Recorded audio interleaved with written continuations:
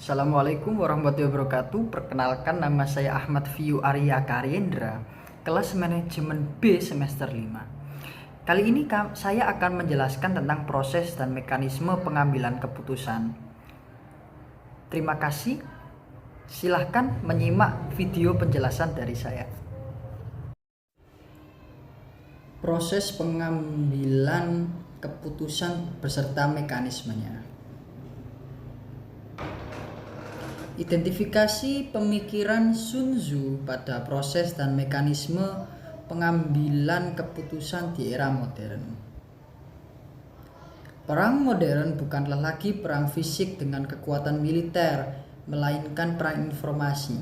Begitu pula dalam dunia bisnis, siapa yang mampu menguasai informasi yang mendalam dipastikan akan mampu menghadapi persaingan bisnis. Lalu, bagaimanakah mekanisme dalam pengambilan keputusan? Yang pertama adalah merancang visi, misi, dan tujuan. Yang kedua, melakukan pengumpulan informasi untuk mengidentifikasi masalah. Yang ketiga adalah memperhitungkan dan membuat rencana. Yang keempat adalah memilih keputusan. Lalu, apa itu pengambilan keputusan? Pengambilan keputusan merupakan tindakan yang dilakukan seorang pemimpin dalam menyelesaikan suatu masalah melalui pemilihan berbagai alternatif guna mencapai tujuan. Lalu bagaimanakah proses dari pengambilan keputusan? Yang pertama, melakukan pengembangan terkait hal yang ingin diputuskan maupun hal yang ingin untuk dipikirkan. Lalu melakukan identifikasi dari ide tersebut. Selanjutnya adalah melakukan seleksi mana yang baik untuk diputuskan. Apa saja jenis-jenis dari pengambilan keputusan? Yang pertama adalah pengambilan keputusan terprogram. Apa yang dimaksud pengambilan keputusan terprogram? Yakni keputusan yang berulang-ulang dan rutin sehingga bisa diprogram. Keputusan yang terstruktur terjadi dan dilakukan terutama di manajemen tingkat bawah. Nah, ciri-ciri dari keputusan terprogram ini adalah, pertama adalah keputusan pengambilan menggunakan prosedur, hemat waktu dan teliti, penetapan harga, dan lain sebagainya. Lalu selanjutnya adalah keputusan tidak terprogram, yakni keputusan yang tidak terjadi secara berulang-ulang dan tidak selalu terjadi. Lalu keputusan ini terjadi biasanya di manajemen tingkat atas. Lalu informasi untuk pengambilan keputusan tidak terstruktur atau tidak terprogram ini tidak mudah untuk didapatkan secara tidak mudah tersedia dan biasanya berasal dari lingkungan luar. Ciri-cirinya adalah pengambilan keputusan tidak dapat menggunakan program, kurang hemat waktu, dasar pengalaman, kemampuan, pertimbangan pribadi tidak terlalu relevan. Bila dua pemimpin memecahkan masalah yang sama, belum tentu keputusannya itu bisa sama.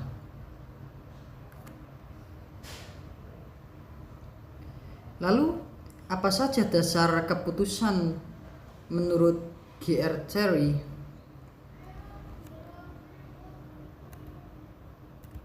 Menurut G.R. Terry menjelaskan terdapat 5 dasar dari pengambilan keputusan. Yang pertama adalah intuisi, yakni sebuah proses bawah sadar maupun tidak sadar yang timbul atau tercipta akibat pengalaman terseleksi.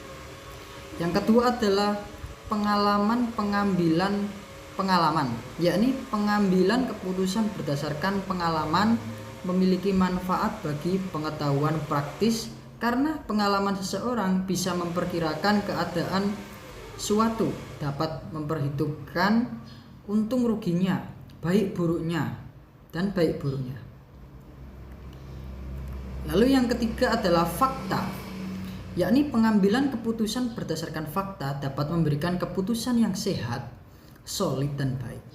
Dengan fakta, maka tingkat kepercayaan terhadap pengambilan keputusan bisa lebih tinggi.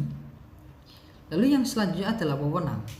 Wewenang merupakan pengambilan keputusan berdasarkan wewenang biasanya dilakukan oleh pimpinan terhadap bawahannya atau orang lain yang lebih tinggi kedudukannya kepada yang lebih rendah kedudukannya.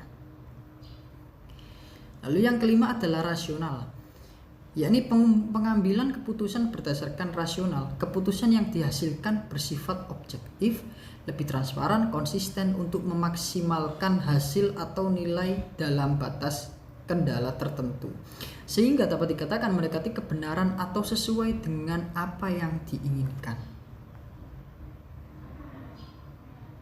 Lalu bagaimana proses dari pengambilan keputusan, yakni inteligensi, desain, dan memilih.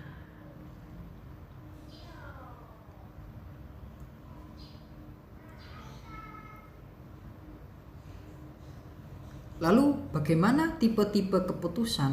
Nah, terdapat 3 tipe-tipe keputusan, yakni keputusan tidak terstruktur, keputusan setengah terstruktur, dan keputusan terstruktur.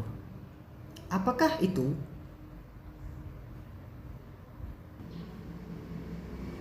Keputusan terstruktur merupakan keputusan yang dilakukan secara berulang-ulang dan bersifat rutin. Prosedur dalam pengambilan keputusan terstruktur ini sangat jelas. Keputusan terstruktur dilakukan pada manajemen tingkat bawah.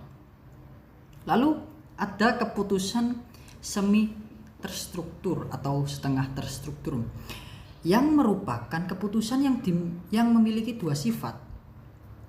Sebagian keputusan ditangani oleh pengambilan keputusan dan sebagiannya lagi bisa ditangani oleh komputer.